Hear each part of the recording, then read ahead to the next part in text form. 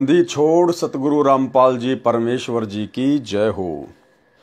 परम पिता परमात्मा, सारी सृष्टि के रचनहार, कुल मालिक, असंख्य ब्रह्मांडों के स्वामी, जगत गुरु, तीनों लोकों में प्रवेश करके सबका धारण पोषण करने वाले राजाधिराज, आत्माधार, नाथों के नाथ, देवों के देव, महादेव, सर्वेश्वर, महेश्वर, मृत्युंजय, अजरो अमर, आदि अनादि, सनातनी प्रभु, जगत पिता जगदीश्वर, श्री श्री 1008 की उपाधि के वास्तविक अधिकारी, अकाल मूरत शब्द स्वरूपी राम, वासुदेव, सर्वगतम ब्रह्म, परम पूज्य, प्रथम पूज्य, परम संत, परम पुरुष, परम धनी, परम दयालु, सत्य कबीर, हक्का कबीर, अल्लाहु कबीर, अल्लाहु अकबर, बाखबर, अल्लाह ताला,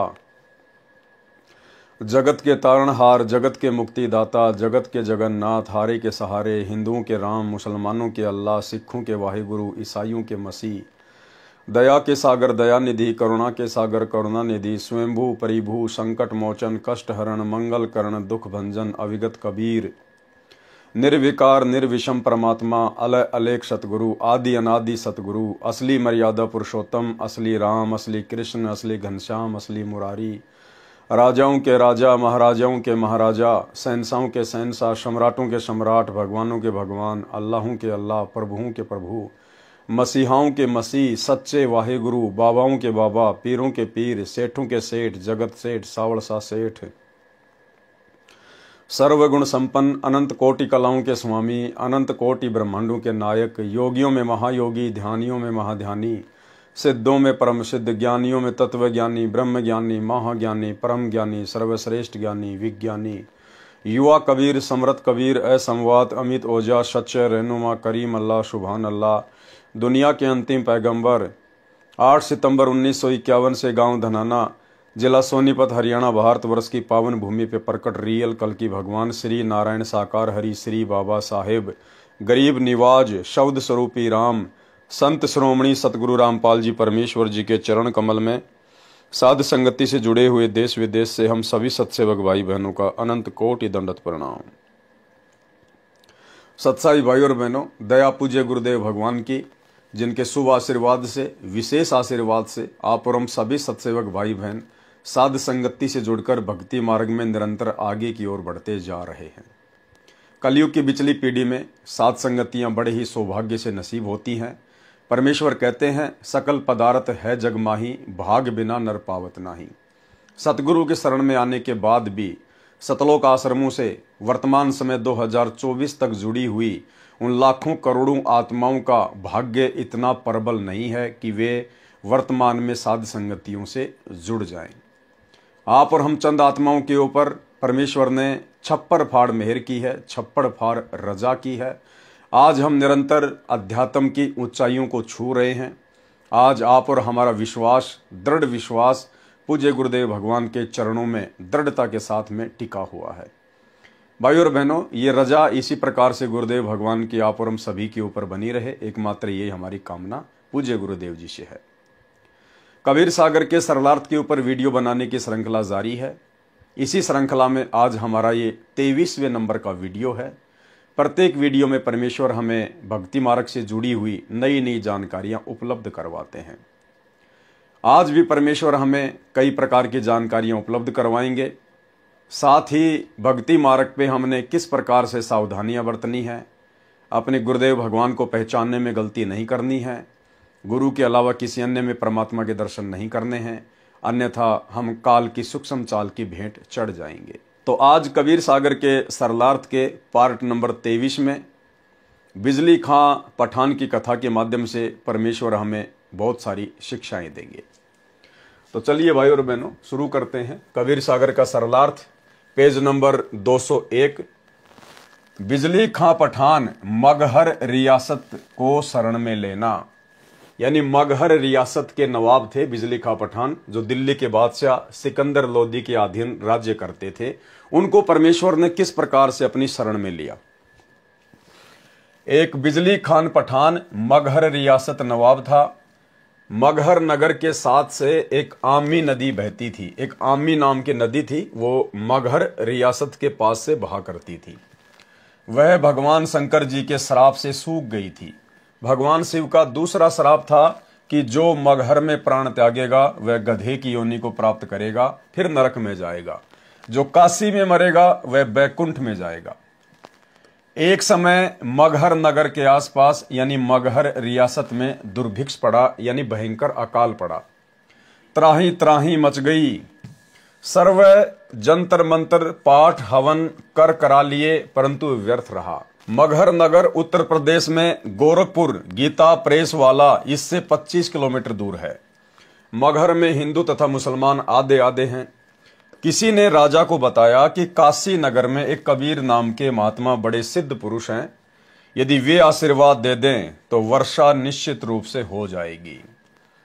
बिजली खां पठान को किसी ने बताया कि ऐसे ऐसे काशी में एक कबीर नाम के सिद्ध पुरुष हैं, महापुरुष हैं, अगर वे दया कर दें तो निश्चित तौर पर आपके यहां पे बिन बादल बिन मौसम भी बरसात हो जाएगी।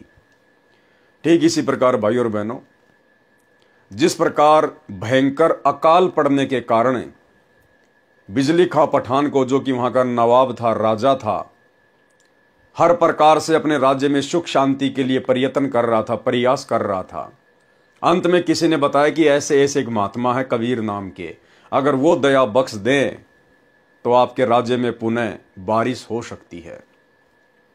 ठीक इसी प्रकार 2028 युग परिवर्तन का समय है, और जिस प्रकार बिजली खां पठान अपने राज्य में शांति स्थापना के लिए दर दर भटक रहा था, उसी प्रकार भारत देश के राजा को, जो भी उस समय राजा होगा, वर्तमान में जिसे प्रधानमंत्री कहा जाता है, राष्ट्रपति कहा जाता है, जो पूरे देश का नेतृत्व करते हैं, 2028 युग परिवर्तन का समय है। इस बात से राजा प्रजा सभी लोग अनजान हैं, और युग परिवर्तन परमेश्वर का अटल सिद्धांत है। और युग परिवर्तन कोई सामान्य परिस्थितियों में नहीं होता, भयंकर विकट परिस्थितियां पैदा होती हैं, भयंकर अकाल पड़ते हैं, भूकंप आते हैं, या तो अतिवृष्टि होगी या बिल्कुल ही बरसात नहीं होगी, ओले गिरेंगे, तरह तरह की महामारियां आएंगी, युद्ध होगा, यानी हर प्रकार से परिस्थितियां धरती पर, आम व्यक्ति हो चाहे देश का राजा हो, उन सब से बाहर परिस्थितियां हो जाती हैं, उनके वश की बात नहीं रहती है। उस समय भी देश के राजा को किसी के द्वारा यह जानकारी दी जाएगी कि यदि आप भारत देश में शांति स्थापित करना चाहते हैं, जिस प्रकार आज पूरे विश्व में आग लगी हुई है, और यदि आप भारत देश में शांति स्थापना करना चाहते हैं, अपने देश को बचाना चाहते हैं, आप स्वयं यदि सुरक्षित रहना चाहते हैं, इस तबाही को यदि कम करना चाहते हैं, जन धन की हानि से जो है छुटकारा चाहते हैं, तो आपने ऐसे ऐसे हरियाणा की हिसार जेल में संत रामपाल जी महाराज नाम से एक सिद्ध पुरुष है, एक महापुरुष है, स्वयं परमात्मा ही धरती पर प्रकट हैं, आप उनकी शरण में चले जाइए। वे यदि दया कर दे तो पुनः शांति स्थापना हो सकती है, अन्यथा पृथ्वी पर दूसरा कोई विकल्प नहीं होगा। तो जब अकाल गिरा तब याद आई साधु संत महात्माओं की, राजाओं को। किसी ने राजा को बताया कि काशी नगर में कबीर नाम के महात्मा बड़े सिद्ध पुरुष हैं, यदि वे आशीर्वाद दे दें तो वर्षा निश्चित रूप से हो जाएगी। नवाब बिजली खान पठान ने एक लेटर राजा बीर सिंह के नाम लिखा और अपना सूखा पड़ने का दुख बताया, और लिखा कि सुना है कबीर पीर आपके नगर में रहता है, कृपया उसे भेजें, हम दुखी हो गए हैं। राजा में इतनी अकल नहीं होती है, राजा में इतनी आध्यात्मिक अकल नहीं होती है। बिजली खां पठान ने कहा कि कबीर नाम के कोई महात्मा आपके वहां रहते काशी नगर में। काशी नरेश बीर सिंह बघेल को लेटर लिखा, तो बीर सिंह परमात्मा का शिष्य हो चुका था उस समय। बीर सिंह ने कहा कि संत महात्माओं को ऐसे बाई ऑर्डर नहीं बुलाया जाता, अगर वे आ भी गए और अपनी रजा नहीं बख्शेंगे, आशीर्वाद नहीं देंगे, आपके अभिमान और अहंकार को देखकर, फिर क्या फायदा उनका वहां पर आने का।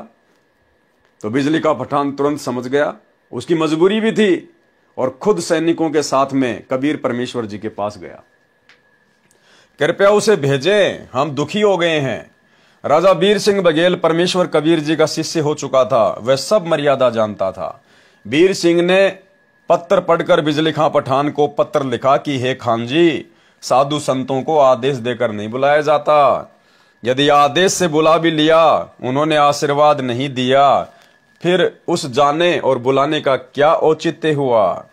ठीक इसी प्रकार उस समय भारत देश के राजा को, वो चाहे नरेंद्र मोदी हो या चाहे कोई और हो, उस समय भारत देश के उस राजा को भारत देश में शांति स्थापना के लिए हिसार की जेल में जाकर संत रामपाल जी के पैर पकड़कर उनसे मन्नतें करके, नाक रगड़ के, अपनी गलतियों की क्षमा याचना मांग के उनके आशीर्वाद को प्राप्त करना पड़ेगा। दूसरा कोई तरीका पूरे विश्व में नहीं होगा। साधु संतों को आदेश देकर नहीं बुलाया जाता। यदि आदेश से बुला भी लिया, उन्होंने आशीर्वाद नहीं दिया, फिर उस जाने और बुलाने का क्या औचित्य रहा। यह पत्र पढ़कर नवाब स्वयं अपने अंग रक्षकों के साथ गए। कबीर परमेश्वर जी से अपनी दुख भरी कहानी सुनाई। उस समय वीर सिंह बघेल भी साथ था। कबीर परमेश्वर घोड़े पर बैठकर नवाब के साथ चल दिए। गोरखनाथ जी सिद्ध पुरुष हैं, वे संसार छोड़कर जा चुके हैं। सिद्ध पुरुषों के पास कुछ वर्षों तक ये शक्ति रहती है कि वे जब चाहें पृथ्वी पर प्रकट हो जाते हैं, अपने पंथ का विस्तार फिर भी करते रहते हैं।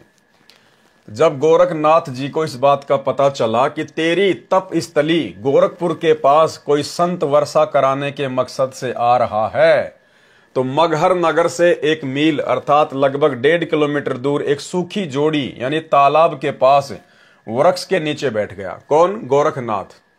परमेश्वर कबीर जी को गोरखनाथ ने पहले देखा था, बचपन में देखा था, जब कबीर परमेश्वर जो है लीला कर रहे थे 10 साल की आयु की, जिस समय गोरखनाथ काशी में और पंडित रामानंद जी के साथ में ज्ञान गोष्ठी करने गया था। उस समय कबीर परमेश्वर की लीला में आयु केवल 10 वर्ष की थी। उस समय गोरखनाथ ने कबीर परमात्मा को देखा था, उनसे दीक्षा ली थी। उसके बाद फिर वो नहीं मिल पाया, अपनी उन्हीं सिद्धियों में, तपस्याओं में वापस लग गया। जब परमेश्वर 10-12 वर्ष की लीला में आयु में थे, स्वामी रामानंद जी की उपस्थिति में कबीर जी तथा गोरखनाथ जी की गोष्ठी हुई थी। गोरखनाथ ने परमेश्वर कबीर जी से हार मानी थी, परंतु अहंकार शेष था। परमेश्वर कबीर जी को गोरखनाथ जी ने पहचाना नहीं।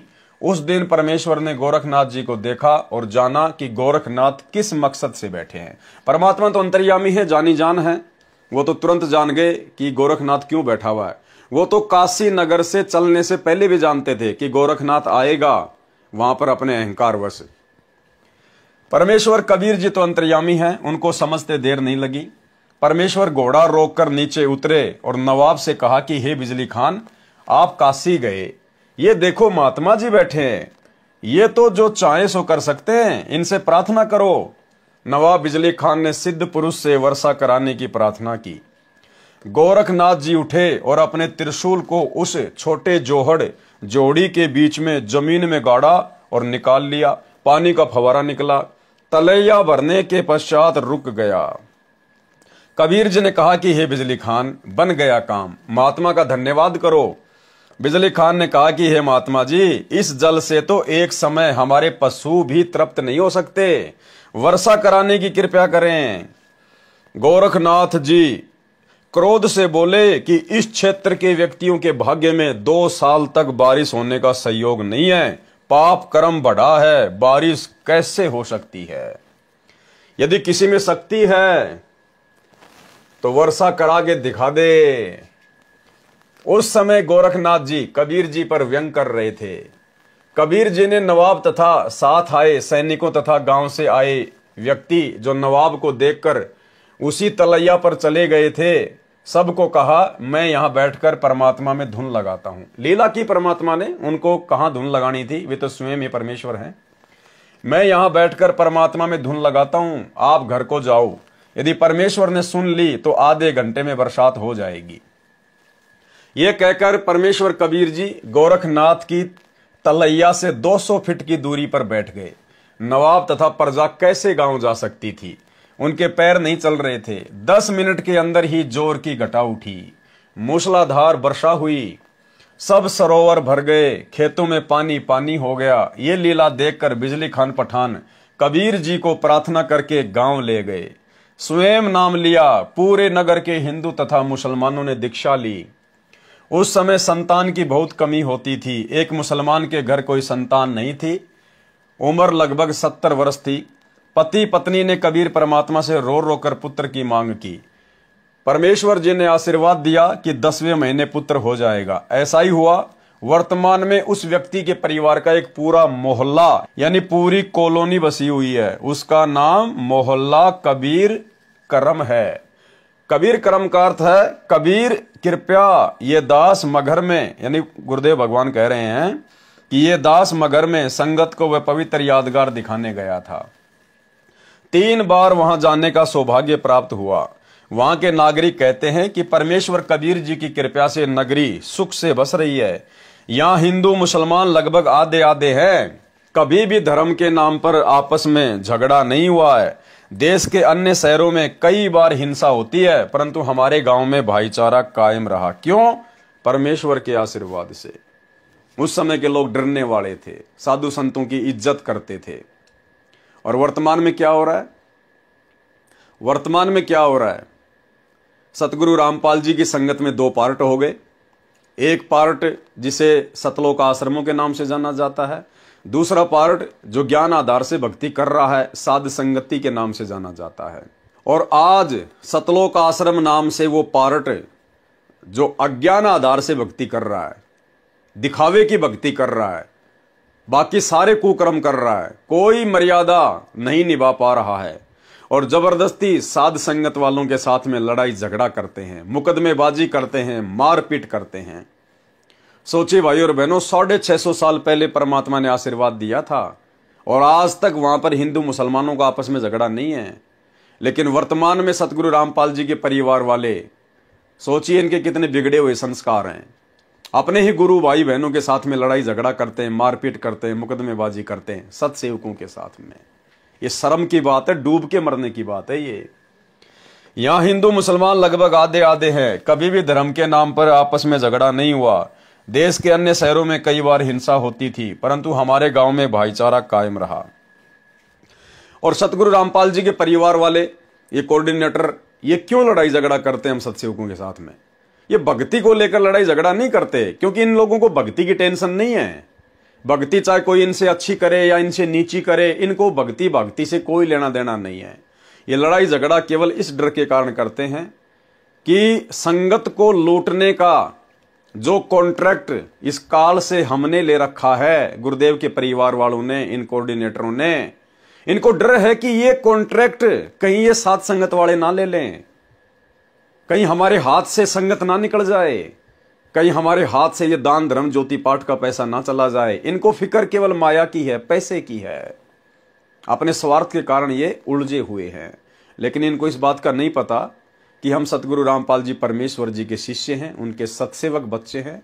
माया को, धन दौलत को हम लोग अपने गुरुदेव के आशीर्वाद से और ज्ञान आधार से अपने पैर की ठोकर के ऊपर रखते हैं, पैर की ठोकर के ऊपर। हमारी नजरों में हमारे गुरुदेव भगवान से बढ़कर, उनकी सत भक्ति से बढ़कर दुनिया में कोई भी दूसरी अनमोल माया, अनमोल धन नहीं है। लेकिन काल प्रेरणा से ये लोग इस बात से अपरिचित हैं। यहां हिंदू मुसलमान लगभग आधे आधे हैं। कभी भी धर्म के नाम पर आपस में झगड़ा नहीं हुआ है। देश के अन्य शहरों में कई बार हिंसा होती है, परंतु हमारे गांव में भाईचारा कायम रहा।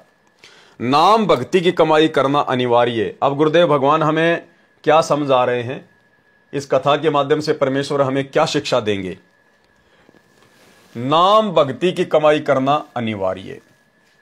यानी आज हम भाई बहनों ने गुरुदेव भगवान से, कबीर परमेश्वर जी से नाम उपदेश भी ले लिया है, हम उनकी शरण में हैं। और यदि हम लोग सुमरण को, 3 समय की आरती को, सत्संग सुनना, 5 यज्ञ करना, ये टोटल जो होता है ये भक्ति में आता है, परमात्मा की सेवा में आता है। इसी को कहते हैं पूजा करना। पूजा, भक्ति, सेवा, इसमें सब कुछ आ जाता है। 3 समय की आरती आ गई, मंत्र जाप करना हो गया, सत्संग सुनना, मर्यादा निभाना, गुरुदेव को भोग लगाना, यानी भक्ति से संबंधित जो भी क्रिया होती है वो सेवा, पूजा इसी नाम से जानी जाती है। तो परमेश्वर समझा रहे हैं कि उपदेश लेने के बाद में यदि आपने जरा भी भक्ति, पूजा, सेवा में ढील कर दी, जितने मंत्र गुरुदेव ने कह रखे हैं प्रतिदिन करने के लिए, कम से कम 1 माला प्रथम नाम की, यदि सतनाम मिला हुआ है तो कम से कम 500 या 1000 सतनाम के जाप, ये तो कम से कम है, ज्यादा चाहे कितने करो, ये तो अनिवार्य हैं, कम से कम है ये। यदि हम इतना भी नहीं करेंगे, भक्ति को हल्के में लेंगे तो फिर हमारे साथ में क्या बनेगी, फिर भी हम पार नहीं हो पाएंगे। हम मर्यादा में भी पूरे हैं, सच्चा गुरु भी बना रखा है, लेकिन गुरु ने जितनी भक्ति करने का आदेश दिया है, यदि हम उतना भक्ति नहीं कर रहे हैं तो भी हम अंत में यहीं रह जाएंगे। नाम भक्ति की कमाई करना अनिवार्य। अध्याय वीर सिंह बोध, पृष्ठ 123 पर। राजा वीर सिंह की एक छोटी रानी सुंदर देई थी। जो काशी नरेश था राजा वीर सिंह, परमात्मा उसकी स्त्री के माध्यम से आप और हमें संदेशा दे रहे हैं कि नाम की कमाई नहीं की तो क्या बनेगा। राजा वीर सिंह की एक छोटी रानी सुंदर देई थी। उसने भी परमेश्वर कबीर जी से दीक्षा ले रखी थी। उसने सत्संग बहुत सुने थे, विश्वास कम था, नाम की कमाई यानी साधना नहीं करती थी। जब रानी का अंतिम समय आया तो यम के दूत राजभवन में प्रवेश कर गए। फिर यमदूत रानी के शरीर में प्रवेश कर गए और अंतिम श्वास का इंतजार करने लगे। उस समय रानी सुंदरदेई के शरीर में बेचैनी हो गई। यमदूत दिखाई देने लगे। राजा ने रानी से पूछा कि क्या बात है। रानी ने कहा कि मुझे राजपाट, महल, आभूषण कुछ भी अच्छा नहीं लग रहा है। रानी ने कहा कि साधु संतों को बुलाकर परमात्मा की चर्चा कराओ। साधु तथा भगत आकर परमात्मा की चर्चा तथा भक्ति करने लगे। उससे कोई लाभ नहीं हुआ। रानी के शरीर में कष्ट और बढ़ गया। यानी सबसे पहली शिक्षा तो भाई और बहनों ये कि यदि हम गुरुदेव की मर्यादा में रहकर और जितनी भक्ति उन्होंने करने के लिए आदेश दिया हुआ यदि उतनी नहीं करेंगे तो भी यम के दूत हमें नहीं छोड़ने वाले। दूसरा, उस समय हमें हमारे भगत भाई बहन किसी प्रकार से कोई सहायता नहीं देंगे। हमारे भगत भाई बहन कोई भी आड़े नहीं आएगा। जिस प्रकार यम के दूत आ चुके थे, उसकी अंतिम श्वास का इंतजार कर रहे थे। रानी के कहने पर भगत भाइयों को बुलाया गया, परमात्मा की चर्चा की गई, महिमा की गई, लेकिन किसी भी भगत की चर्चा और महिमा से रानी को किसी प्रकार का कोई फायदा नहीं हुआ। यानी खुद की कमाई ही खुद के काम आएगी। खुद के द्वारा की गई सेवा, दान, धर्म ही खुद के काम आएगा। दूसरे की कमाई दूसरे भगत के बिल्कुल भी काम नहीं आएगी। रानी ने कहा कि साधु भक्तों को बुलाकर परमात्मा की चर्चा कराओ। साधु तथा भगत आकर परमात्मा की चर्चा तथा भक्ति करने लगे। उससे कोई लाभ नहीं हुआ। रानी के शरीर में कष्ट और बढ़ गया। अर्ध अर्ध यानी आधा श्वास चलने लगा। श्वास खींच खींच कर आने लगा। हृदय कमल को त्याग कर जीव भयभीत होकर त्रिकुटी की ओर भागा। यानी हमारी जो आत्मा होती है वो हमारे शरीर में जो है हृदय कमल में रहती है। तो यम के दूतों से वो आत्मा भयभीत हो गई, क्योंकि भक्ति उसने की नहीं, मर्यादा में वो रही नहीं, गुरु पे उसका विश्वास रहा नहीं। अंत में वो भयभीत हो गई, वो डर गई यम के दूतों को देखकर। अन्यथा परमात्मा ने तो कह रखा है अगर आप मर्यादा में हो, भक्ति कर रहे हो, पहली बात तो यम के दूत तुम्हारे पास में आएंगे नहीं। अगर आ भी गए गलती से तो नाम का सुमरण शुरू कर दो, उनके तीर से लगेंगे, वो दूर जाके खड़े हो जाएंगे। तो अंत समय जब आया तो रानी का जो जीव था वो हृदय कमल से और त्रिकुटी की ओर भागा। और तो कोई रास्ता नजर आएगा नहीं। वो त्रिकुटी की ओर दौड़ा अपने बचाव के लिए। हृदय कमल को त्याग कर जीव भयभीत होकर त्रिकुटी की ओर भागा। यम दूतों ने चारों ओर से घेर लिया। चारों यम दूतों ने जीव को घेर कर कहा कि आप चलो, हरि यानी प्रभु ने तुम्हें बुलाया है। तब रानी के जीव को सत्संग वचन याद आए। उसने यम दूतों से कहा कि हे बटपार, हे जालिमो, तुम यहां कैसे आ गए? हमारा सतगुरु हमारा मालिक है, आप हमें नहीं ले जा सकते।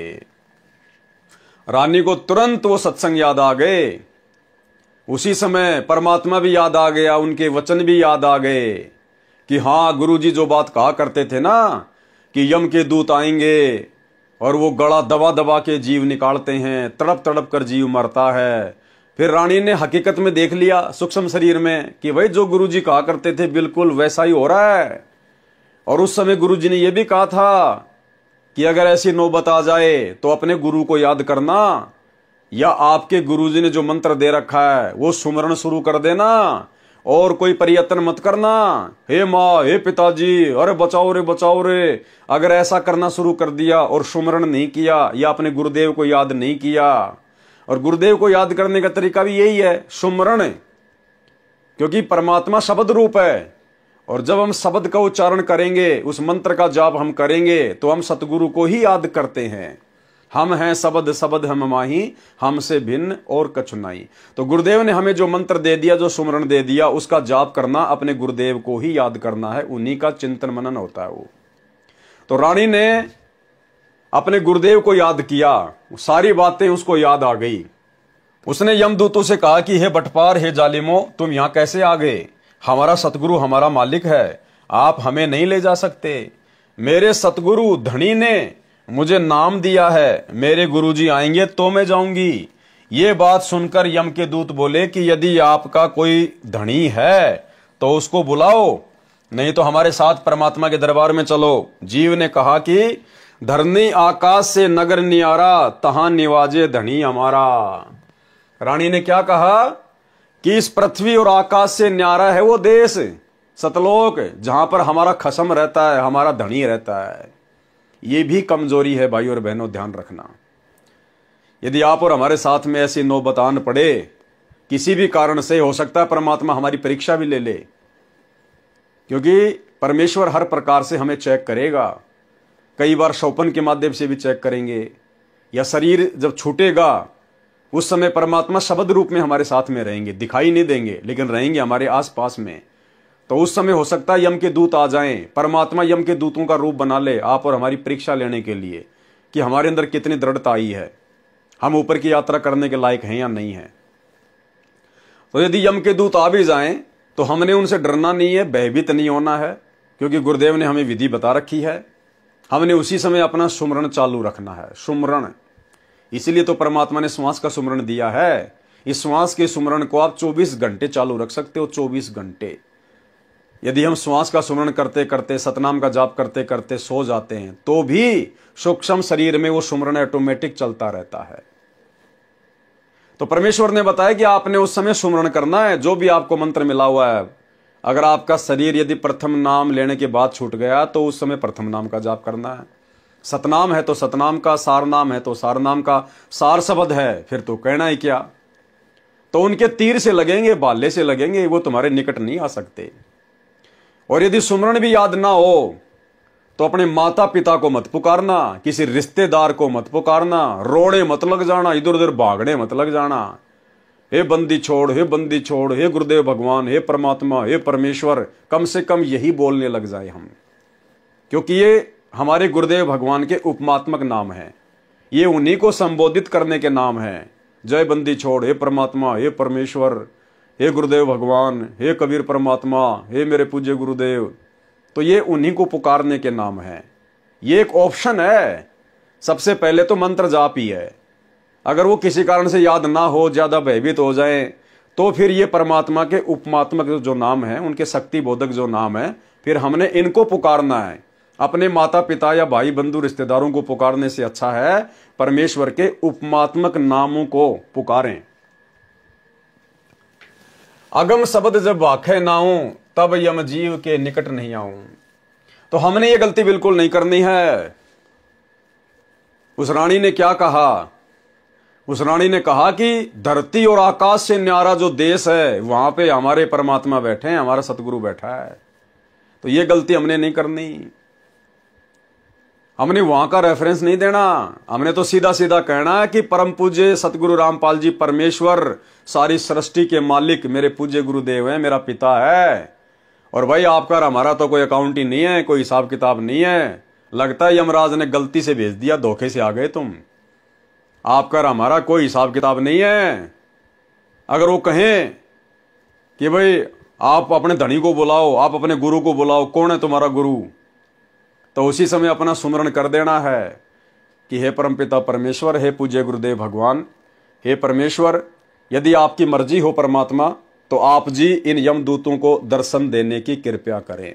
ये नहीं कहना उनके डराने से, धमकाने से कि गुरुजी आप कहां हो, जल्दी आओ, जल्दी आओ, जल्दी आओ, आपको यमदूत बुला रहे हैं। उन यमदूतों की क्या औकात परमात्मा के सामने भाई, जो यमदूतों के कहने से और हम परमात्मा को यमदूतों का आदेश बताएंगे। हमने प्रार्थना करनी है कि परमेश्वर यदि आप जी उचित समझें तो परमेश्वर इन यमदूतों को भी दर्शन देकर इनको कृतार्थ करें। ये आपको याद कर रहे हैं परमेश्वर, हे अंतर्यामी, ये आपको याद कर रहे हैं। इस प्रकार से हमने प्रार्थना करनी है। सतगुरु तो जानी जान है, अंतर्यामी, हमारे पास में ही रहता है। वो तो यमदूतों के भी साथ में रहता है। उस परमेश्वर की शक्ति से ही यमराज अपना सारा ये विधान यहाँ पे सेट किए बैठा है। तो हमने इस प्रकार से प्रार्थना करनी है। बाकी डरना नहीं है, घबराना नहीं है, कोई भी हो चाहे। और ये डर और घबराहट केवल उसी भगत को नहीं होगी उस समय जो भगत अंतिम श्वास तक मर्यादा में रहेगा, दृढ़ विश्वास के साथ भक्ति करता रहेगा और जो साध संगति से जुड़ा हुआ होगा। अन्यथा भाई और बहनों पसीने आ जाएंगे, पसीने। भावार्थ, पहले तो रानी को विश्वास नहीं हो रहा था कि जो सतगुरु जी सत्संग में ज्ञान सुना रहे हैं वह सत्य है। वह सोचती थी कि यह केवल कहानी है, क्योंकि सब नौकर नौकरानी आज्ञा मिलते ही दौड़े दौड़े आते थे, मनमर्जी का खाना खाती थी, सुंदर वस्त्र आभूषण पहनती थी। उसने सोचा था कि ऐसे ही आनंद बना रहेगा। यह तो पूर्व जन्म की बैटरी चार्ज थी। वर्तमान में चार्जर मिला, नाम मिल गया तो चालू नहीं किया, यानी वर्तमान में सुमरण मिल गया तो उसने जाप नहीं किए पूरे, यानी साधना नहीं की। जब बैटरी की चार्जिंग समाप्त हो जाती है, बैटरी डाउन हो जाती है, तो सभी सुविधाएं बंद हो जाती हैं। फिर ना पंखा चलता है, ना बल्ब जगता है, बटन दबाते रहो, कोई क्रिया नहीं होती। इसी प्रकार जीव का पूर्व जन्म की भक्ति का धन यानी चार्जिंग समाप्त हो जाती है तो सर्व सुविधाएं छीन ली जाती हैं। जीव को नरक में डाल दिया जाता है, तब उसको अकल आती है। उस समय वक्त हाथ से निकल चुका होता है। और आप और हमारे विश्वास के लिए वैसे तो गुरुदेव ने बहुत सारे इंटरव्यू के माध्यम से आप और हमें विश्वास दिलाया है कि कई बार ऐसा भी हो जाता है, यम के दूत आ जाते हैं और आप लोगों को डराने लगते हैं, तो ऐसी स्थिति में आपने क्या करना है। तो 2 एग्जाम्पल दिए परमात्मा ने। एग्जाम्पल तो हजारों की संख्या में है, लेकिन गुरुदेव ने जो अपने मुख कमल से बताए वो 2 एग्जाम्पल दास आपको यहां पर उन्हीं के मुख कमल से सुनाना चाहेगा। पहला तो गुरुदेव ने बताया कि एक भगत था और ऐसे ऐसे उसको यम के दूत आए और उसको ले गए। रास्ते में उन दोनों की आपस में बातचीत होती है।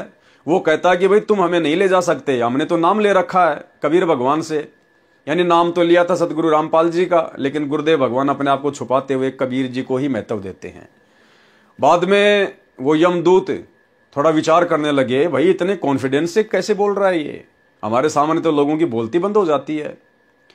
तो उनमें से एक ने कहा कि कहीं हमसे कोई गलती ना हो गई हो, तू जा धर्मराज के पास कि साहब ऐसे ऐसे एक मृत लोक का एक प्राणी है और वो तो इस प्रकार से बोल रहा है। तो वो एक वहां गया धर्मराज के दरबार में, और धर्मराज के उन दोनों की आपस में बातचीत हो रही। उस भगत को बिल्कुल स्पष्ट सुनाई दे रही परमात्मा की लीला से, क्योंकि मालिक ने फिर इंटरव्यू उसका दिलवाना था आप और हमारे विश्वास के लिए। तो धर्मराज ने अपना रजिस्टर चेक किया और कहा, अरे किसको उठा लाए तुम, अरे वो नहीं है, वो बीमारी है, उसको नीचे पटको, तुम मेरे को भी मरवाओगे, नीचे छोड़ो उसको जल्दी से। तो गुरुदेव ने कहा कि मेरा बेटा ने उसी समय मेरे को ऊपर से छोड़ दिया, और बाइज्जत तो कहाँ भेजने वाले थे, उसी समय मेरे को ऊपर से छोड़ दिया और मैं तो लोट पलेटा मारता हुआ और उस शरीर में वापस आके घुसा। 10-15 मिनट तक तो मेरे हाथ पैर काम नहीं कर रहे थे, पसीनम पसीना, आंख खुली, उसके बाद में माजरा समझ में आया। तो ये इंटरव्यू स्वयं गुरुदेव ने अपने मुख कमल से बताया है सत्संग में, जो हमारे विश्वास को दृढ़ करेगा। सुनिए। राय दरबार में दी कबीर तलाक, मेरे भूले चूके हंस को तू पकड़िए मत कजाक। जब धर्मराज के न्यायाधीश के ऑफिस में गरीबदास जी ने आके बताया अपनी वाणी में कि गोपाल दास, जब परमात्मा मुझे वहां धर्मराज के दरबार में लेकर गए और धर्मराज हाथ जोड़कर खड़ा हो गया करबद्ध, और परमात्मा जैसे बड़ा अधिकारी छोटे अधिकारी पर डांट मारा करे, एसपी जैसे ऐसे चोन धमकाया करे, ऐसे जाकर डांट लगा रहा है, वो जी सर कर रहा है। तो गरीबदास जी बता रहे, आंखों देखा धर्मराय दरबार में देई कबीर तलाक, मेरे भूले चूके हंस ने तू पकड़िए मत कजाक। बोला पुरुष कबीर से धर्मराय कर जोड़, और तेरे हंस न पकड़ो नहीं मन 2 ही लाख करोड़। हे परमात्मा, आपके हंस को मैं नहीं पकड़ूंगा। परमात्मा ने कहा कि मेरे भगत का तू लेखा जोखा भी मत करना, और गलती से आ जा तो मेरे पास भेज देना। तो धर्मराज ने कहा कि परमात्मा, आपकी शरण माने से पहले इसके गुड और बैड अकाउंट दोनों होते हैं, तो इसके जो बैड अकाउंट में इसके बुरे संस्कार हैं उसके अनुसार तो दाता मैंने सजा सुनानी पड़ेगी, मेरी मजबूरी है, उसका कोई विकल्प बताओ। तब परमात्मा ने कहा कि कर्म भ्रम ब्रह्मांड के मैं पल में कर दूं नेस, उनको क्रॉस मार दूंगा, और जिन हमारी दो ही दिसो करो हमारे पेश।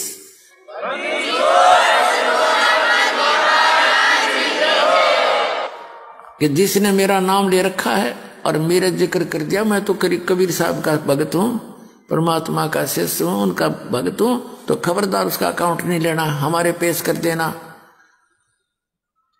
तो पुण्यात्मा एक भगत बता रहा था, रात्रि के समय मैंने सपना आया और दो आए इसी बूढ़ी बूढ़ी शक्ल के और पकड़ कर मेरी बांह, चल तेरा टाइम हो लिया, पूरा टाइम हो गया तेरा समय, मुझे ले गए ऊपर। मैंने उनसे रास्ते में पूछा, जब थोड़ी सी दूर रह लिया वो जहां वो मुझे ले जाना चाह रहे थे, मैंने पूछा भाई कौन हो तुम, कहाँ ले जा रहे हो मुझे? कि हम हैं यम के दूत और पहले ले जाओगे तेरे धर्मराज के दरबार में, और फिर जैसा आदेश होगा फिर हम तेरे को वहां छोड़ देंगे।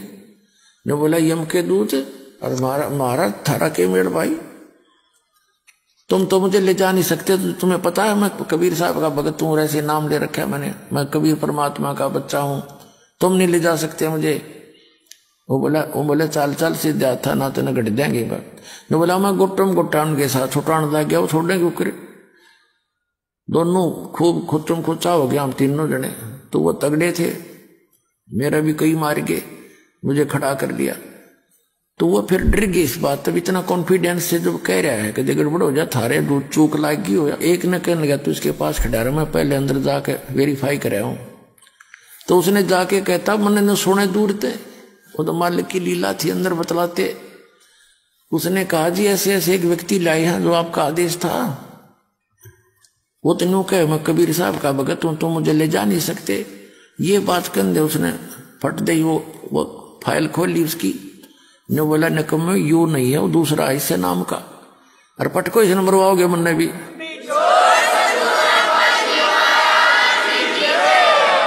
तो वो यूं कहता सुना तो मुन्ने भी मरवाओगे न, छोड़ का तुरंत बाइज्जत। तो जब वो वापस आए ने बोला छोड़ दे बीमारी ने, बोला ऊपर तो पटक दिया बरे बेटा ने ऊपर से, और इज्जत तो कड़े छोड़ने थे। बोला ऊपर तो पटक दिया, नो आओ मैं सबकी लेनता, और नीचे आया जब एकदम नो आँख खुली मेरी, उठा तो मेरे हाथ पैर काम नहीं करे, सारा शरीर पसीना पसीना। जब मैं ठीक ठाक जाग जाता तो मेरे नो सोचूं सपना है यो, मेरा 15-10 मिनट के बाद तो मेरे शरीर हरकत में आया था, ऐसी स्थिति थी। तो पुण्यात्माओं आपका ऐसे समर्थ से मेल हो गया है, अब सच्चे दिल से भक्ति करना, पूरे परिवार की रक्षा करेगा, और सतलोक जाओगे, शरीर जाओगे, वहां जाकर सुंदर शरीर पाओगे। बोलो सतगुरुदेव की जय हो।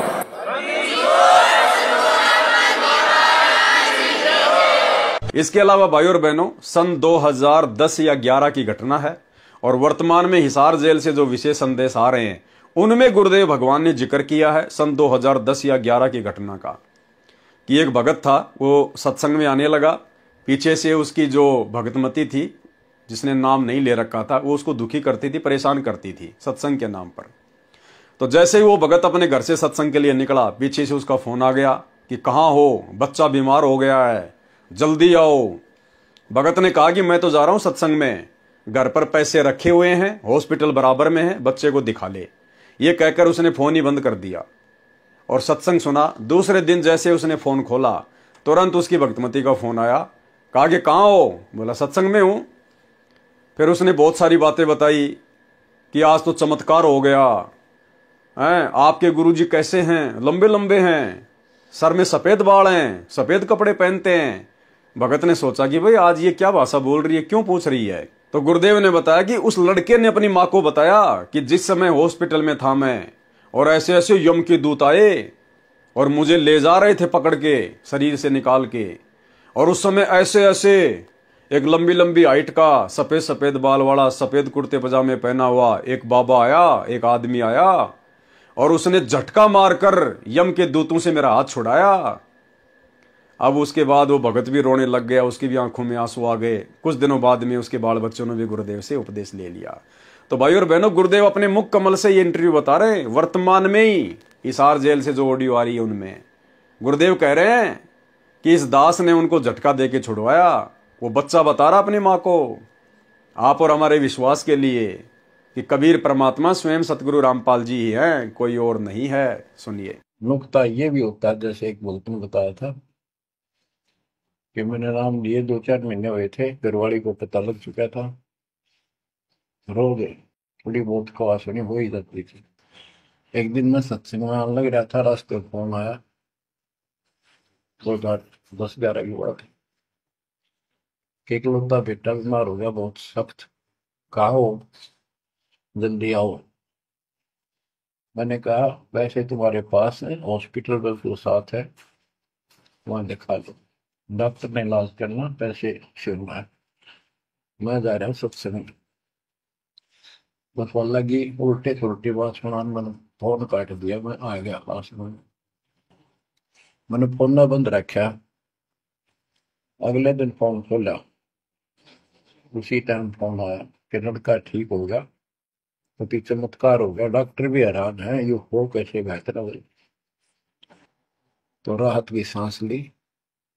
फिर मैं जब वहां गया तो फिर मैं पूछा कि तुम्हारे गुरु जी कैसे हैं, क्या सफेद कपड़े पहनते हैं, लंबे से हैं, सिर पे सफेद बाल हैं। मैं उनके मुंह की तरफ देखूं, ये उस लड़के ने बताया अपनी माँ को, एक ऐसा आदमी आया था और मेरे को काल के दूतों से नुक खींच के झटका देकर सुटा के लाया, वापस मेरे को छोड़ दिया इसमें शरीर में। तो मेरी आंखों से पानी पड़ा, और वो भी नहीं बोली हम भी चल गए वहां में, सारे परिवार में दीक्षा बोल। उसके बाद उस लड़के का 4 साल हो गए, बुखार नहीं चढ़ा। बच्चों, इसको कहते हैं नुकते ऊपर ही जगह रे कोटी करो जब जा तुम्हारे।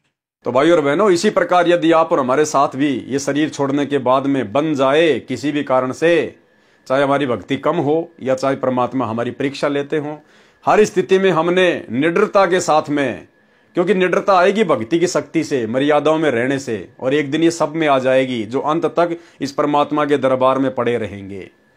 तो उस समय हमें डरना नहीं है, घबराना नहीं है, हमने अपना सुमरण करना है, क्योंकि सुमरण ही हमारा गुरु है। शब्द गुरु चित चेला रे।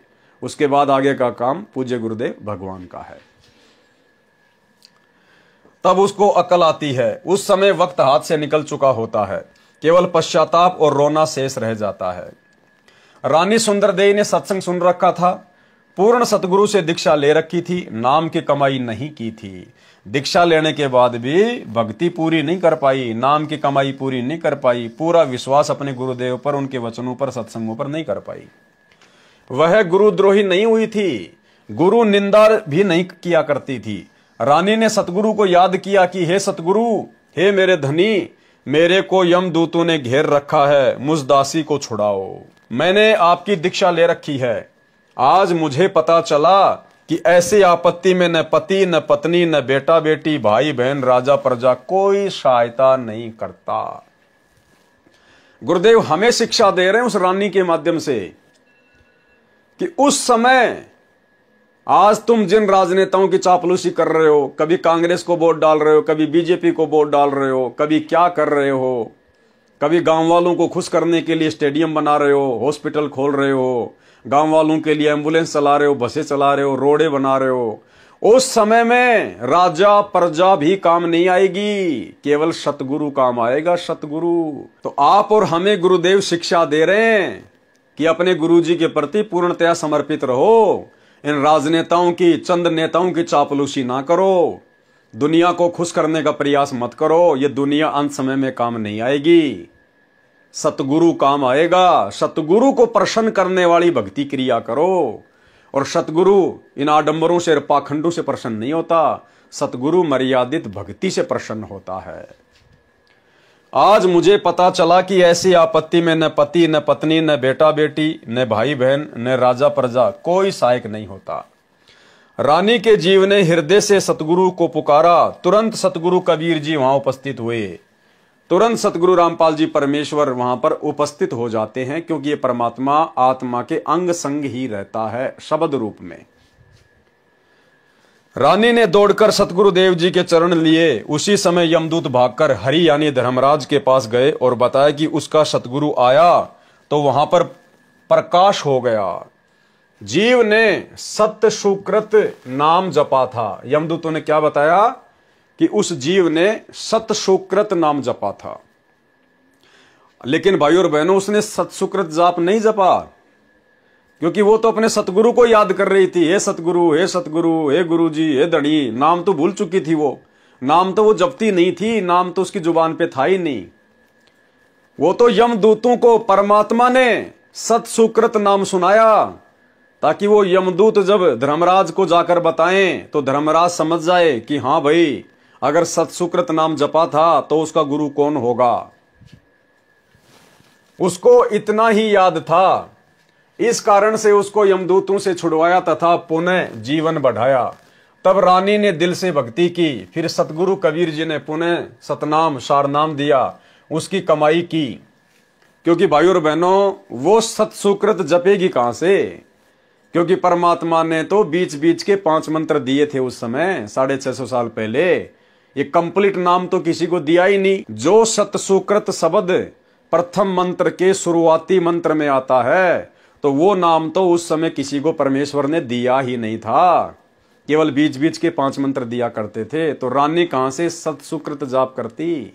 वो तो गुरुदेव ने, कबीर परमात्मा ने यमदूतों को सुनाया, जिस कारण से वहां पर प्रकाश ही प्रकाश हो गया और यम के दूत वहां से भाग निकले। उसको इतना ही याद था, इस कारण से उसको यमदूतों से छुड़वाया तथा पुनः जीवन बढ़ाया। तब रानी ने दिल से भक्ति की, फिर सतगुरु कबीर जी ने पुनः सतनाम सारनाम दिया, उसकी कमाई की। संसार असार दिखाई देने लगा, क्योंकि अपनी आंखों से देख लिया था ना कि भैया, अगर नाम की कमाई नहीं की, भक्ति नहीं की, तो फिर से मेरे सामने वैसी परिस्थितियां पैदा होंगी। परमात्मा ने उसको डरा दिया और उस डर के कारण उसने फिर जम के भक्ति की। राज धन परिवार पराया दिखाई दे रहा था। आज आप और हम भाई बहन जिस राज्य को, धन को और परिवार को सुरक्षित रखने के चक्कर में बैठे हुए ना, परमात्मा हमारी आंखें खोलना चाह रहे हैं कि उस रानी को फिर ये राजा, राज्य, धन, नौकर चाकर, सुविधा, सब कुछ उसको आसार नजर आने लगी कि अंत में कोई भी काम नहीं आएगा। राज धन परिवार पराया दिखाई दे रहा था, जाने का समय निकट लग रहा था। इस कारण से रानी ने तन मन धन सतगुरु चरणों में समर्पित करके भक्ति की, तो सत्य लोक में गई, यानी मोक्ष की अधिकारी बनी। वहां परमेश्वर कौन, सत्य पुरुष ने रानी के जीव के सामने अपने ही दूसरे रूप सतगुरु से प्रसन्न किया। अब देखो भाई और बहनों, हमारी परीक्षा, अब देखना हमारी परीक्षा है इसमें कैसे है। वहां परमेश्वर सत्य पुरुष ने, यानी जब परमात्मा रानी को सतलोक लेकर गए, यानी परमेश्वर तो सेकंड में रचना कर सकता इसी 21 ब्रह्मांड में सतलोक की। 1 सेकंड भी नहीं लगे परमात्मा को, फ्रैक्शन ऑफ सेकंड। जैसे इब्राहिम सुल्तान जंगल में शिकार खेलने गया, शिकार नहीं मिला, हिरण के पीछे दौड़ा, पानी की भयंकर प्यास लगी, भूख लगी, 10 मिनट पानी नहीं मिला तो वो भी मरे, घोड़ा भी मरा। परमेश्वर ने उसी क्षण वहां पर बाग बगीचे रच दिए, सुंदर तालाब रच दिया और स्वयं 2 कुत्ते लेकर बैठ गया। राजा वीर सिंह बघेल अपने सैनिकों के साथ में जंगल में शिकार करने गया, उसी समय परमात्मा आ गए। राजा ने कहा कि चलो जी शिकार खेलने चलते हैं। गुरुदेव ने कहा कि भाई अगर मैं तुम्हारे साथ चलूंगा तो शिकार नहीं मिलेगा, लेकिन राजा को विश्वास नहीं हुआ। चले गए, शिकार नहीं मिला और पानी की इतनी भयंकर प्यास लगी, गर्मियों का समय था। राजा ने सैनिकों को दौड़ाया कि कहीं कोई पानी की व्यवस्था करो, लेकिन पानी नहीं मिला। सबने सोचा कि भैया अगर 20 मिनट में पानी नहीं मिला तो सारे मरेंगे आज। उसी समय परमात्मा ने कहा कि उस पहाड़ के ऊपर जाओ और वहां पर सुंदर बाग बगीचे हैं, फलदार वृक्ष हैं और शुद्ध वहां पर तालाब भरा हुआ जल का। तो 1 सेकंड में परमात्मा ने रच दिया। तो ऐसे ही परमेश्वर ने 1 सेकंड में सतलोक रच दिया और परमेश्वर रानी को कहां लेके गए, उस सतलोक में लेके गए। अब यहां पर जो जिक्र गुरुदेव करना चाहते हैं, उसमें परमात्मा हमें क्या समझाना चाहते हैं, आप और हमारी परीक्षा है। इस कारण से रानी ने तन मन धन सतगुरु चरणों में समर्पित करके भक्ति की, तो सतलोक में गई। अब सतलोक में जाने के बाद क्या हुआ, वहां कहां, सतलोक में परमेश्वर अर्थात सत्य पुरुष ने रानी के जीव के सामने अपने ही दूसरे रूप सतगुरु से प्रसन्न किया। यानी एक रूप में परमात्मा वहां सतलोक में बैठे हुए हैं और एक रूप में उसके गुरु के रूप में उसको नीचे से ऊपर लेकर गए। और सतलोक में बैठे हुए रूप ने सतगुरु वाले रूप से सवाल किया, प्रसन्न किया रानी को लेकर। वहां परमेश्वर ने रानी के जीव के सामने अपने ही दूसरे रूप सतगुरु से प्रसन्न किया कि हे कड़ीहार यानी तारणहार, मेरे जीव को यमदूतों ने कैसे रोक लिया। सतगुरु रूप में कबीर जी ने कहा कि हे परमेश्वर, इसने दीक्षा लेकर भक्ति नहीं की, इस कारण से इसको यमदूतों ने घेर लिया था, मैंने छुड़वाया। परमेश्वर कबीर जी ने जीव से कहा कि आपने भक्ति क्यों नहीं की, सतलोक में कैसे आ गई। सिर नीचा करके जीव ने कहा कि पहले मुझे विश्वास नहीं था, फिर यमदूतों की यातना देखकर मुझे आपकी याद आई, आपका ज्ञान सत्य लगा, आपको पुकारा, आपने मेरी रक्षा की, फिर मेरे को वापस जीवन दिया गया, तब मैंने दिलो जान से आपकी भक्ति की।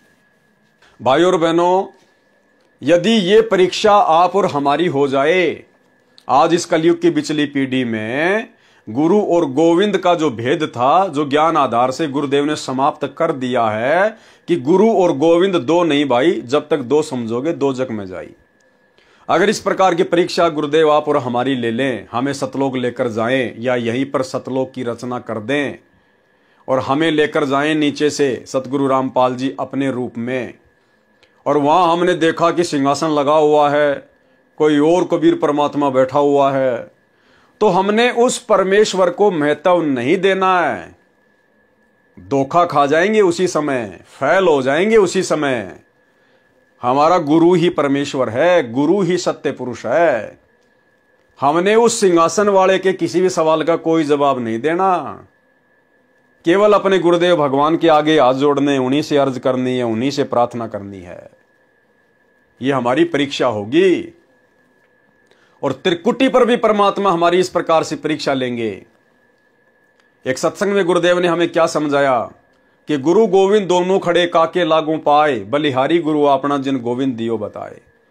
गुरुदेव ने बताया जब तुम त्रिकुटी पर जाओगे और एक रूप में तो वहां पर मैं खड़ा हूं यानी तुम्हारा गुरु, और दूसरे रूप में यदि कबीर परमात्मा अपने ओरिजिनल रूप में आ जाए, दाढ़ी मूछ वाले रूप में, जिसको नादान संगत कबीर भगवान मानती है, तो भगत को गुरुदेव ने आदेश दिया कि बलिहारी गुरु अपना जिन गोविंदियों मिलाए। अपने ही गुरुदेव के चरणों में गिरना है। उधर अगर उस कबीर भगवान की तरफ अगर झांक भी लिया, देख भी लिया, उसी समय फैल हो जाओगे। और यहां भी ऐसा ही है, यानी वर्तमान में हम जो भक्ति कर रहे हैं ना, यहां भी हमने ऐसा ही करना है। इसलिए तो हमने दाढ़ी मूछ वाली कबीर जी की फोटो को घर से बाहर कर दिया कि ना रहेगा बांस, ना बजेगी बांसुरी। तो पहले सुनिए ये सत्संग। गुरु और गोविंद दोनों खड़े, वहां मान लीजिए परमात्मा दोनों रूप बना के खड़ा हो जा, एक दास का रूप और दूसरा अपना ओरिजिनल रूप। तो कहते हैं वहां भी परीक्षा होगी, किसके लागू पाए। सबसे पहले कहते बलिहारी गुरु अपना जिन गोविंदियों मिलाए।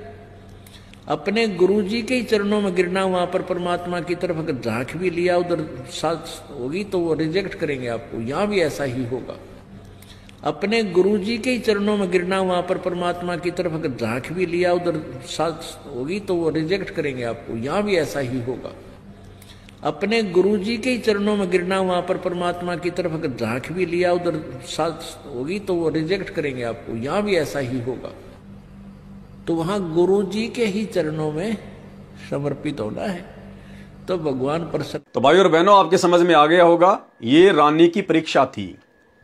परमात्मा रानी को लेकर गए नहीं लेकर गए हमें नहीं पता, लेकिन परमेश्वर ने यदि यहां पर लिखा है तो भाई और बहनों ये आप और हमारी परीक्षा है। जिस प्रकार वो रानी सतलोक में सत्य पुरुष को देखकर, उस तेजोमय रूप को देखकर कह रही थी कि मैंने आपको पुकारा, आप आए मेरी रक्षा करने के लिए, जबकि आया तो सतगुरु था रक्षा करने के लिए।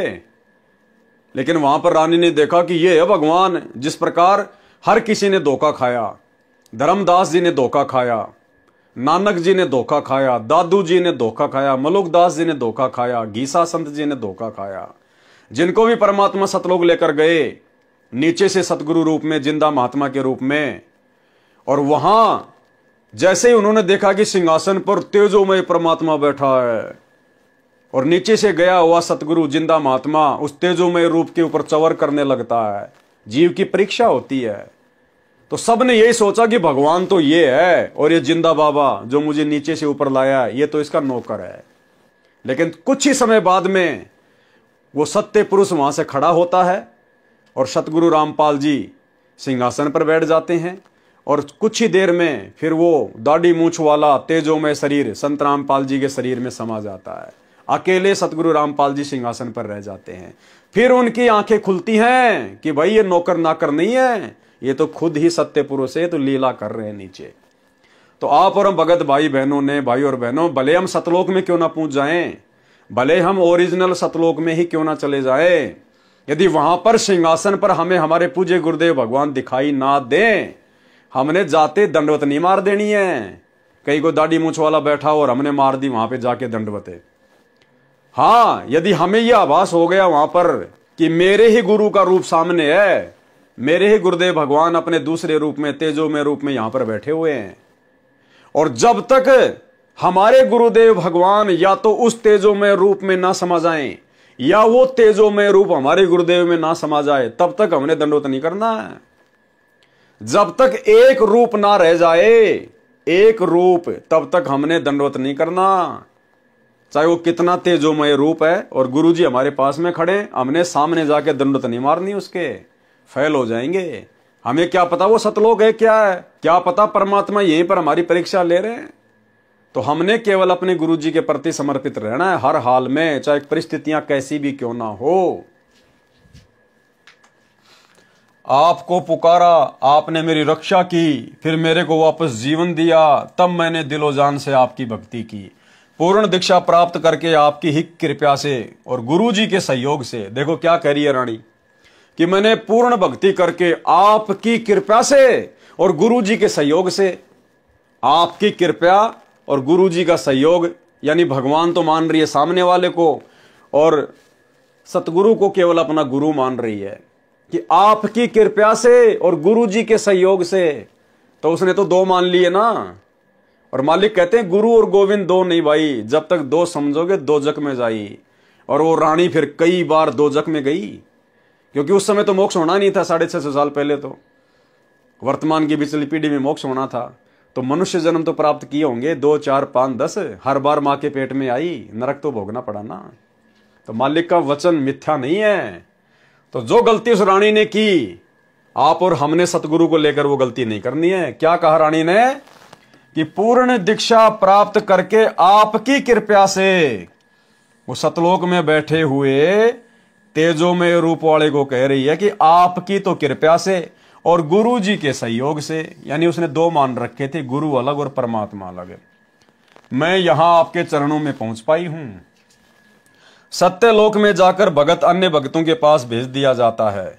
सुंदर अमर शरीर मिलता है, बहुत बड़ा आवास यानी महल मिलता है, विमान आंगन में खड़ा है, सिद्धियां आदेश का इंतजार करती हैं, तुरंत विद्युत की तरह सक्रिय हो जाती है, बिजली की तरह।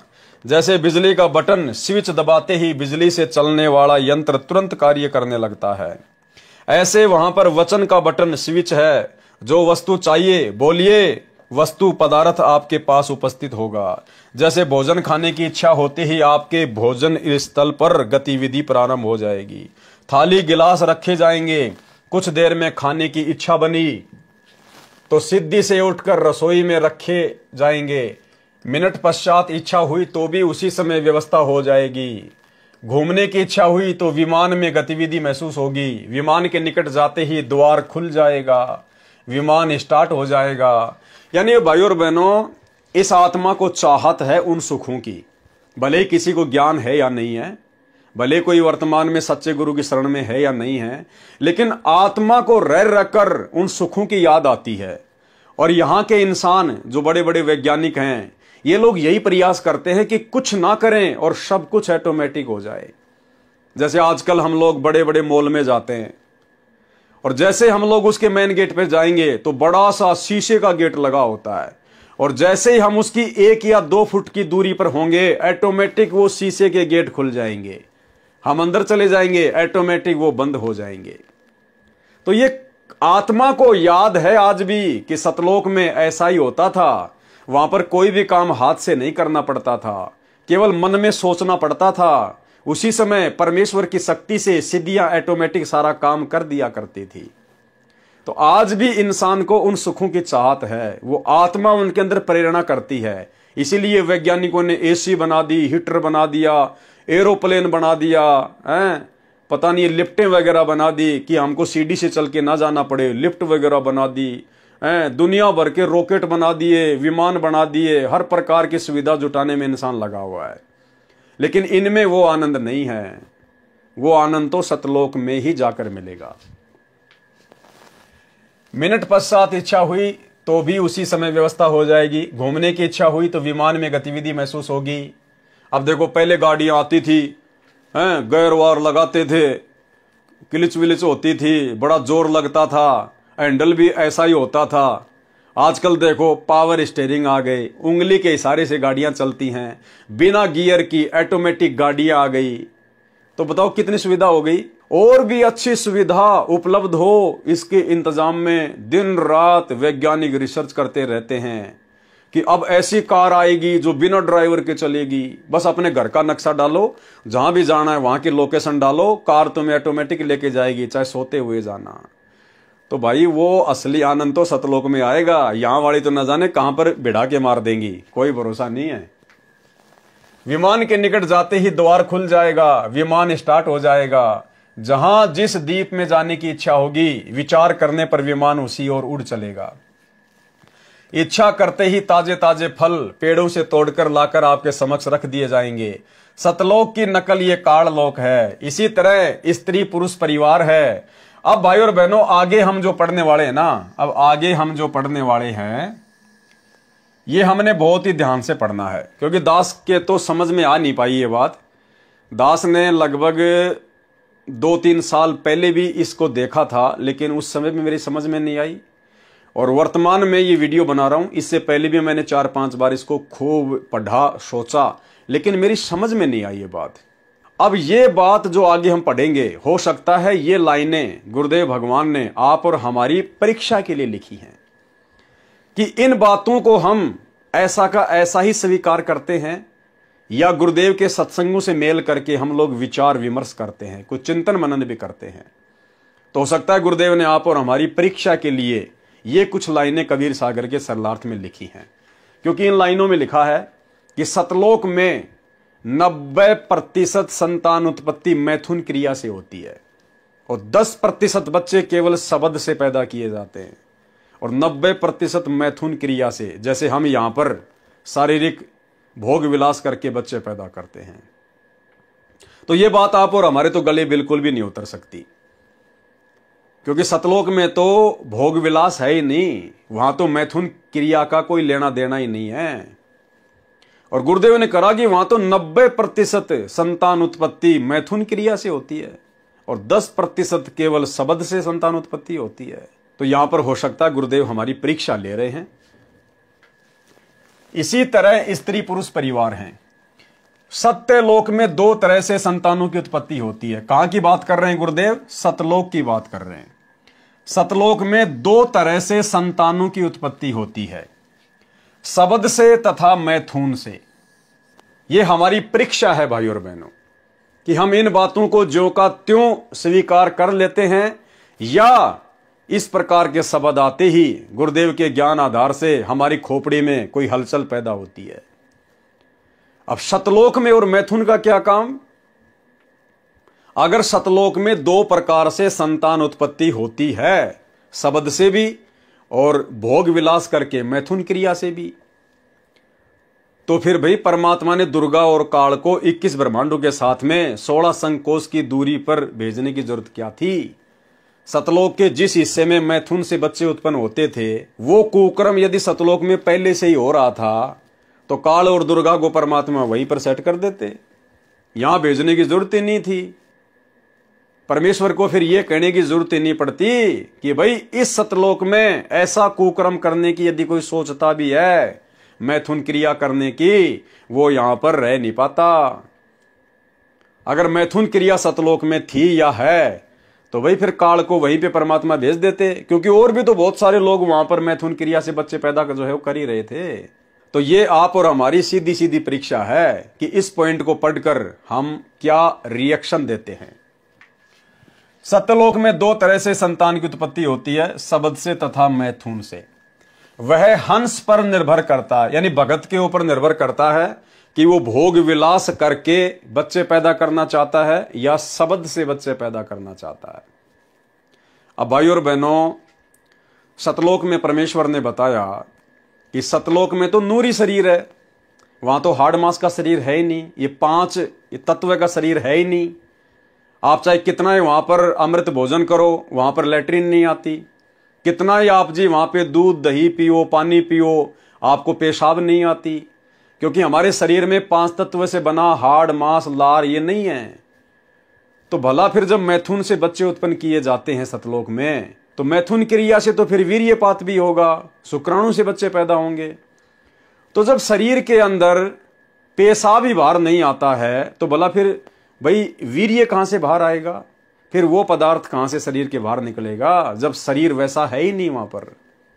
तो यह आप और हमारी परीक्षा है भाई और बहनों। सतलोक में 2 तरह से संतान की उत्पत्ति होती है, शब्द से तथा मैथुन से। वह हंस पर निर्भर करता है।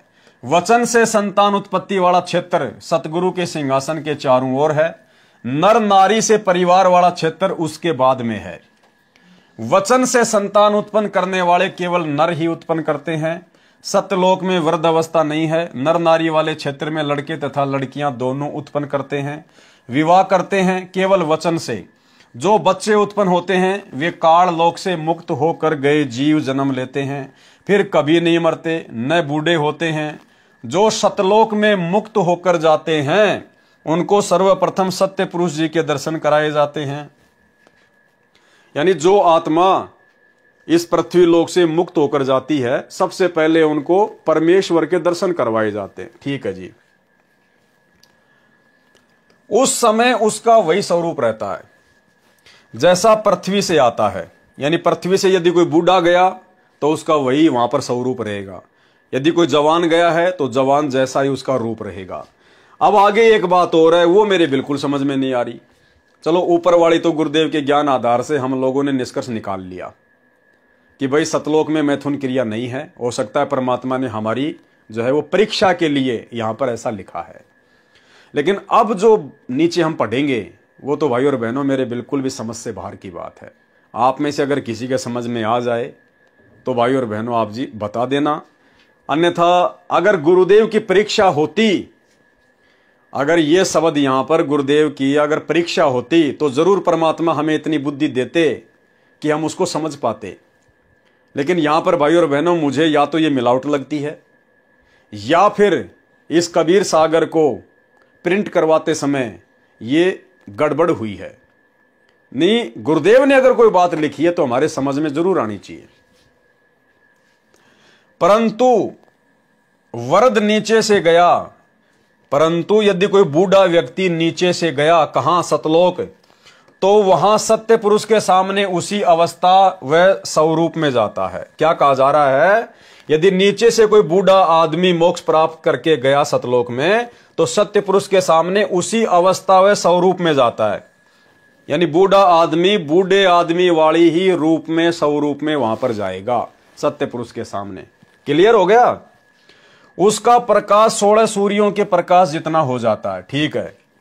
उसके पश्चात उसको उस स्थान पर भेजा जाता है जो सबसे भिन्न है। वहां जाते ही उसका स्वरूप तो वैसा ही रहता है, लेकिन उसके शरीर का प्रकाश 16 सूर्यों जैसा हो जाता है। तो वो तो पहले भी हो ही गया था। अब यहां आगे क्या कहा जा रहा है? परंतु यदि वरद नीचे से गया है तो युवा अवस्था हो जाती है। अब ये दोगली सी बातें हो गई भाई और बहनों, समझ से बाहर की बात है। ऊपर तो क्या कहा जा रहा है? यदि कोई बूढ़ा आदमी नीचे से सतलोक जाएगा तो वो बूढ़ा ही रहता है, परंतु वरद नीचे से गया तो वहां सत्यपुरुष के सामने उसी अवस्था व स्वरूप में जाता है। कौन सी में? बूढ़े वाली में। और यहां क्या कहा जा रहा है? यदि वरद यानी बूढ़ा नीचे से गया है तो युवा अवस्था हो जाती है। अब ये दास की समझ से बाहर की बात है भाई और बहनों। एक लाइन ऊपर तो कहा जा रहा है कि सतलोक में नीचे से यदि कोई बूढ़ा आदमी जाएगा तो वो बूढ़े जैसा रहेगा, और दूसरी लाइन में कहा जा रहा है कि नीचे से यदि कोई बूढ़ा गया तो वो युवा हो जाता है। अब ये मिलावट है या क्या चक्कर है, दास की तो बुद्धि से बाहर की बात है। अब इसके ऊपर भला हम क्या विश्लेषण करें? जब समझ से बाहर की बात है तो भला क्या विश्लेषण करें? कुछ एक बातें परमेश्वर ने सत्संगों में यह भी कह रखी है कि यदि आपको कोई बात समझ में नहीं आती है तो उसको छोड़ देना, फिर कभी न कभी किसी न किसी सत्संग के माध्यम से कैसे न कैसे वो बात परमात्मा समझा देगा। तो या तो ये बहुत ही गहरी और गूढ़ ज्ञान वाली कोई बात है जो आप और हमारी बुद्धि से बाहर की बात है, और यदि हमसे कोई गलती हुई हो तो परमेश्वर हमें क्षमा करें, हम क्षमा प्रार्थी हैं। और बाकी आप और हमारे समझ से बाहर की बात है। ये मिलावट है या परमात्मा के कोई गूढ़ ज्ञान की बात है, ये हम परमेश्वर के ऊपर ही छोड़ देते हैं। हम ज़्यादा दिमाग इसमें नहीं लगाएंगे और हमारे कोई मतलब की भी नहीं है। अब वहाँ जाने के बाद हम बूढ़े रहेंगे, बच्चे रहेंगे, जवान रहेंगे, हमारी तो चलेगी नहीं। जैसे यहाँ हमारी नहीं चल रही तो सतलोक में हमारी कहाँ चलेगी? वहाँ पर तो सत्य पुरुष की चलेगी। यहाँ पर जैसे काल की चलती है वहाँ पर परमात्मा की चलेगी। वो परमात्मा चाहे बूढ़ा रखे चाहे जवान रखे, हम कौन होते फिर उसे जवान लड़ाने वाले? तो इसको हम छोड़ देते हैं। जब कभी पूज्य गुरुदेव भगवान हिसार जेल से लीला पूरी करके आएंगे और यदि हमें सौभाग्य मिलेगा उनके दर्शन करने का, उस समय परमेश्वर के सामने रखेंगे, परमात्मा शंका का समाधान करेंगे। परंतु वरद नीचे से गया तो वहां सत्य पुरुष के सामने उसी अवस्था व स्वरूप में जाता है।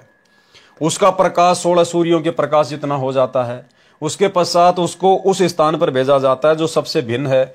वहां जाते ही उसका स्वरूप तो वैसा ही रहता है, लेकिन उसके शरीर का प्रकाश 16 सूर्य जैसा हो जाता है।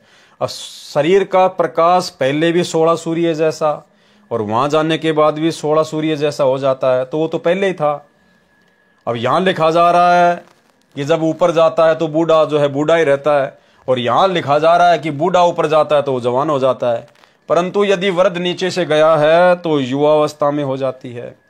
तो ये छोड़ दीजिए भाई और बहनों, आप और हमारी समझ से बाहर की बात है। या फिर ये मिलावट हुई है या फिर ये प्रिंट करवाते समय गलती हुई है, तो बताओ फिर हम इनका क्या निष्कर्ष निकालेंगे? जवान है तो जवान ही रहता है, बालक है तो बालक ही रहता है। वहां पर कुछ को सत्य पुरुष के वचन से स्त्री पुरुष का शरीर मिलता है, कुछ बीज रूप में परमेश्वर द्वारा बनाए जाते हैं, जिनका फिर एक बार किसी के घर सतलोक में जन्म होगा, परिवार बनेगा। उस स्थान पर वे हंस एक बार जन्म लेंगे जो काल लोक तथा अक्षर लोक से मुक्त होकर जाते हैं, एकांत स्थान पर रखे जाते हैं। वे दोनों क्षेत्रों में जन्म लेते हैं। वचन से उत्पन्न होने वाले तथा स्त्री पुरुष से जन्म लेने वाले में स्त्री पुरुष से उत्पत्ति की औसत अधिक होती है। ये औसत 10/90 होती है, यानी 10% तो शब्द से बच्चे उत्पन्न होते हैं सतलोक में, और 90% होते हैं विवाह रीति से उत्पन्न होते हैं, यानी मैथुन क्रिया से उत्पन्न होते हैं।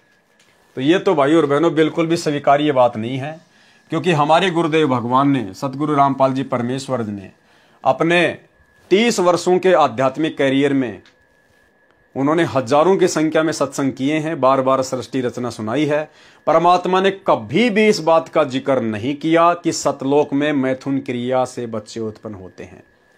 अगर ऐसा होता तो काल को यहां भेजने की जरूरत कहां थी? परमात्मा उसी क्षेत्र में भेज देता दुर्गा और काल को कि भाई जब लाखों करोड़ों आत्माएं पहले से वहां पर मैथुन क्रिया कर रही हैं तो तुम भी वहीं जाके मर लो। यहां भेजने की परमात्मा ने आवश्यकता ही नहीं थी। और एक सत्संग में गुरुदेव ने बिल्कुल साफ कह रखा है कि सतलोक में केवल वचन से उत्पत्ति होती है, वहां मैथुन क्रिया से बच्चे उत्पन्न नहीं होते। सुनिए।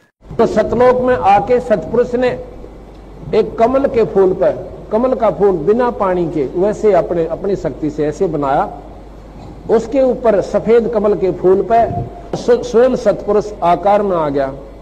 उनकी इतनी चमक है कि एक रूम में इतनी चमक निकलती है जैसे करोड़ों सूर्य और करोड़ों चांद मिला दे, और दोनों की रोशनी मिलकर जो चमक देवा पर गर्मी ना हो, इतनी झलक उस बंदी छोड़ भगवान सतपुरुष के एक रूम में तो निकल रही है।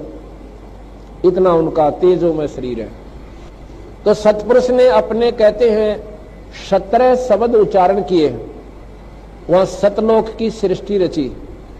एक तो जैसे पूरा 10 किले हों और फिर उसमें कंस्ट्रक्शन करनी न्यारी होती है, वो रचना की। एक शब्द से उन्होंने वहां के उस सतलोक के सब दीप रच दिए। एक द्वीप की इतना क्षेत्र है कि ये सारे ब्रह्मांड और उस एक द्वीप के कोण में रखे जा सकते हैं। इतना बड़ा विस्तार एक द्वीप का है। तो सबसे पहले बंदी छोड़ ने एक शब्द से वहां के सभी द्वीप रच दिए और फिर 16 शब्द उच्चारण किए। शब्द से सृष्टि होती है सतलोक में, ये मैथुन सृष्टि नहीं है। और फिर 16 शब्द उच्चारण किए। शब्द से सृष्टि होती है सतलोक में, ये मैथुन सृष्टि नहीं है। और फिर 16 शब्द उच्चारण किए। शब्द से सृष्टि होती है सतलोक में, ये मैथुन सृष्टि नहीं है। पहले शब्द से दीप लोक आदि रच दिए। दूसरे शब्द से फिर 16 शब्दों से 16 पुत्र वहां जिन्होंने वहां पर कंट्रोल करना है उस सारी सृष्टि के सतलोक की को, वो बनाए। तो भाई और बहनों, ये बात तो यहाँ पर आप और हमारी परीक्षा के मकसद से ही पूज्य गुरुदेव के द्वारा लिखी गई है और पूज्य गुरुदेव जी के सत्संग से ही हमने इसको क्लियर भी कर लिया है। सत्यलोक में स्त्री तथा नर के शरीर का प्रकाश 16 सूर्यों के प्रकाश के समान होता है। मिनी सतलोक मानसरोवर पहले है, वहां दोनों के शरीर का प्रकाश 4 सूर्यों के समान होता है। फिर आगे जाते हैं, जब परब्रह्म के लोक में बने अष्टकमल के पास पहुंचते हैं तो हंस तथा हंसनी यानी नर नारी के शरीर का प्रकाश 12 सूर्यों के प्रकाश के समान हो जाता है। फिर सतलोक में बनी भंवर गुफा में प्रत्येक के शरीर का प्रकाश 16 सूर्यों के समान हो जाता है। प्रमाण कबीर सागर अध्याय मोहम्मद बोध पृष्ठ 20, 21 तथा 22 पर 10 मुकामी रेखता। 10 मुकामी रेखता यानी भाई और बहनों, जो कथाएं हमने पढ़ी हैं पूज्य गुरुदेव के कर कमल से लिखित, जैसे वीर सिंह बघेल की थोड़ी सी कहानी, बिजली का पठान की कहानी, उसकी रानी सुंदर देई की कहानी, तो वही सारी बातें फिर परमात्मा आगे दोहे और चौपाइयों में लिख रहे हैं। तो सारी कथा तो हम भाई बहनों ने जो है वो पढ़ी ली है। तो पूज्य गुरुदेव भगवान के आशीर्वाद से आज के वीडियो में हम केवल इतना ही लेंगे। कल रात्रि 8 बजे परमेश्वर के आशीर्वाद से फिर आगे हम बढ़ेंगे। परमेश्वर और नई नई जानकारियां कबीर सागर के सरलार्थ के माध्यम से आप और हमें उपलब्ध करवाएंगे। तो आज की वीडियो में केवल इतना ही। गुरुदेव भगवान हम सबको आज्ञा दें, इजाजत दें, आशीर्वाद दें। बंदी छोड़ सतगुरु रामपाल जी भगवान की जय हो।